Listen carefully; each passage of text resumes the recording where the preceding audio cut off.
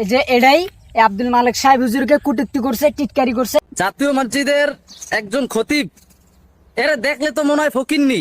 হে নাকি আমরা open challenge দিতেছে, আর একটু জিজ্ঞান তো। আচ্ছা সাই, তোর বাপ তোর কি শিখেছে সে ক? কোরআনের মধ্যে আল্লাহ তাআলা সূরা ইউনূসের মধ্যে 58 নম্বর আয়াতে বলেন, আচ্ছা, কুল বিফাদলিল্লাহি ওয়া বিরহমাতিহি ফাবিযালিকা ফালিয়াফরাহু। এখানে ইবনে আব্বাস রাদিয়াল্লাহু তাআলা আনহু এই ইয়াফরাহুনের ব্যাখ্যা করেন যে মুহাম্মদুর রাসূলুল্লাহ সাল্লাল্লাহু আলাইহি সাল্লাম, এবং ইবনে কাসির রাহমাতুল্লাহি আলাইহি এই আয়াতের ব্যাখ্যা করেন যে আল্লাহ তাআলা তোমাদেরকে যা নিয়ামত দেবে তোমরা তার উপর খুশি হও। তো ভাই, রসুলের থেকে বড় নিয়ামত আর কি হতে পারে? এখানে তুই কইছিস ঈদ, ঈদ নাই ইয়াফরাহুন, এটা তোর কথা।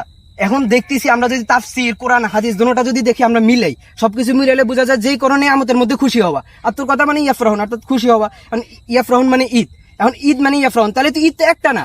ঈদ ঈদে মিলাদে শেখ মুজিব, ঈদে মিলাদে জিয়ার রহমান, ঈদে মিলাদে সাইদি, ঈদে মিলাদে আমার পোলা, ঈদে মিলাদে তোর পোলা, এভাবে করতে গেলে 365 দিনে 3065 ঈদ পালন করতে হবে।